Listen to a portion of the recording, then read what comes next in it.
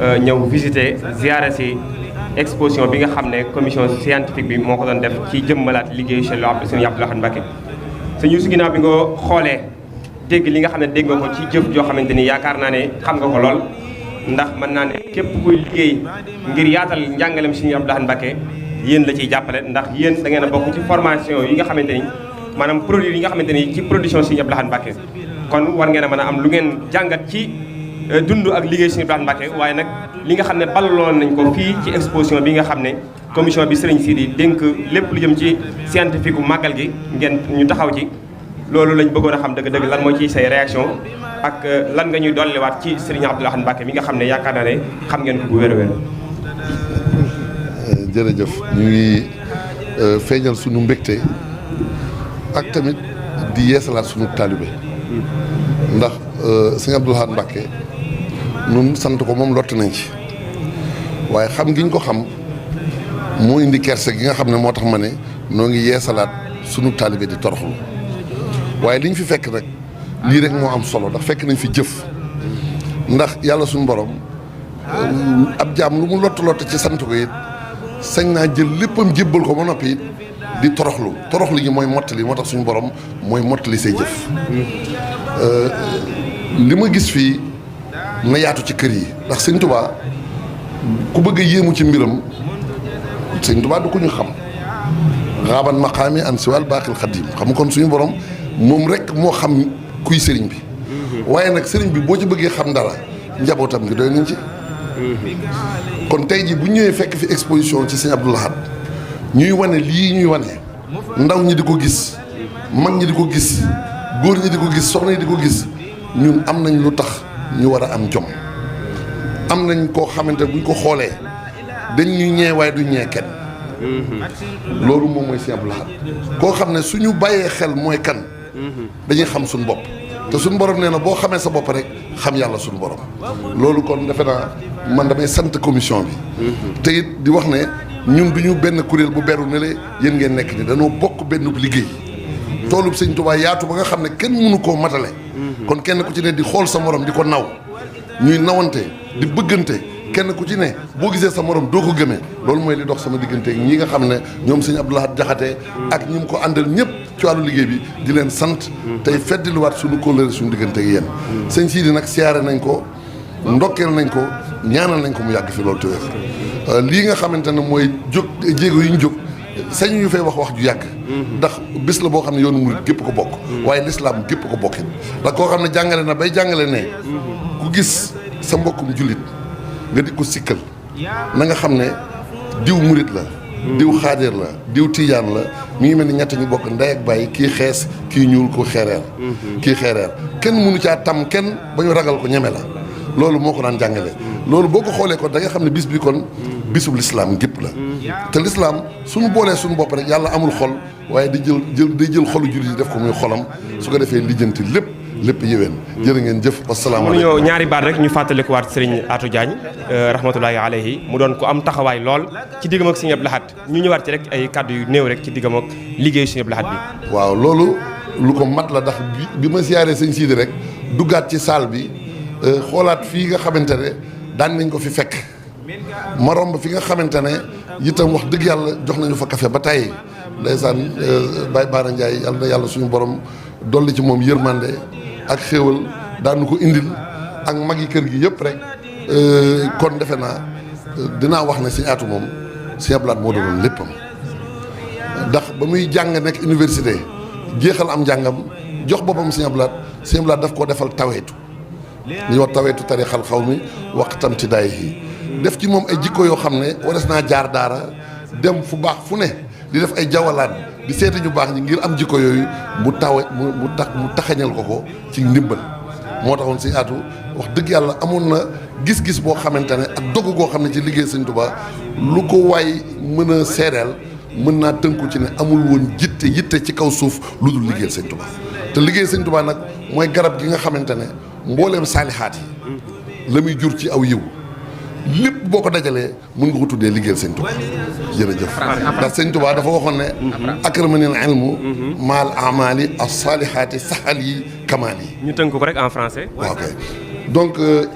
au nom de toute l'organisation Hizbut Tarqiyyah nous sommes venus avec humilité mais avec détermination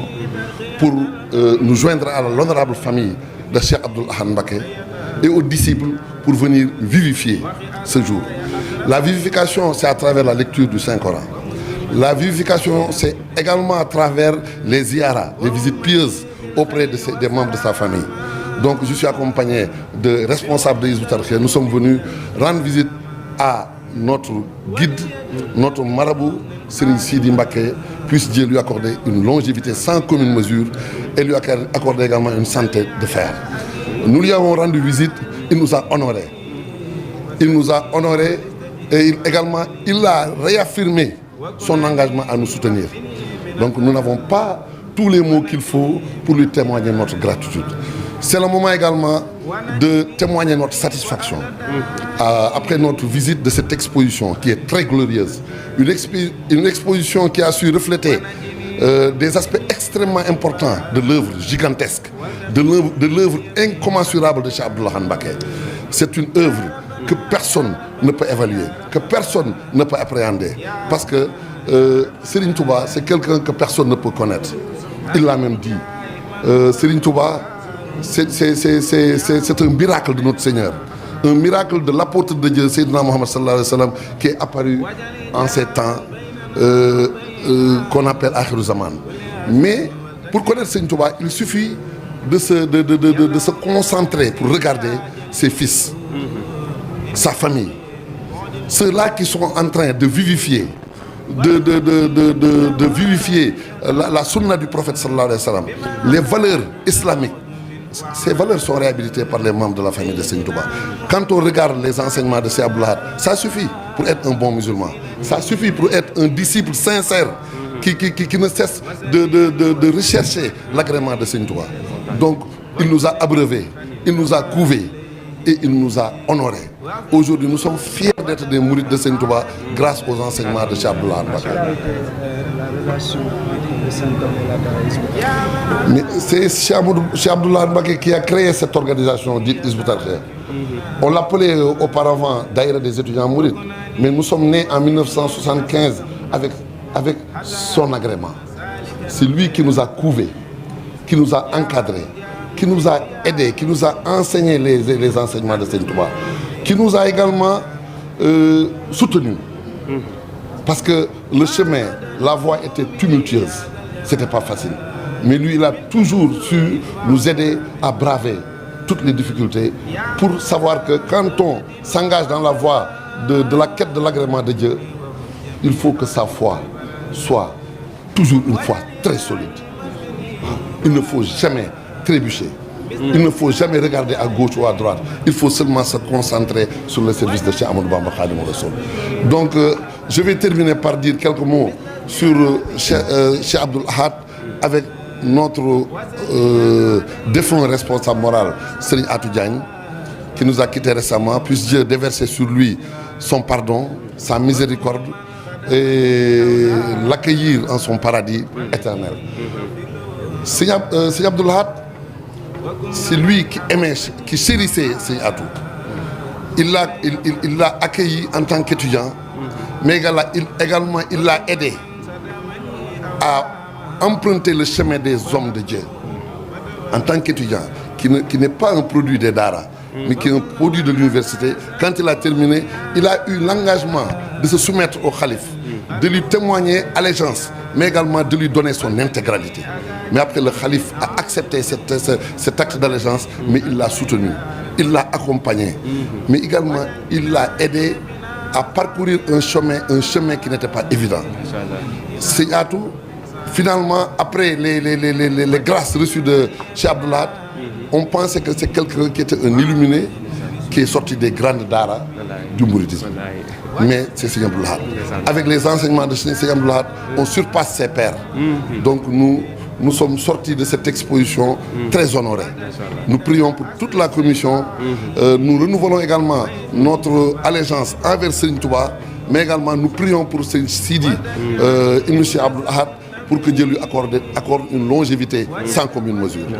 Donc je vais terminer par quelques mots en souhaitant également que Cheikh Mouhamadoul Mountakha, qui est à la tête de la communauté et qui est le premier héritier de Cheikh Abdoul Ahad aujourd'hui, que Dieu l'assiste afin qu'il achève sa mission dans la splendeur,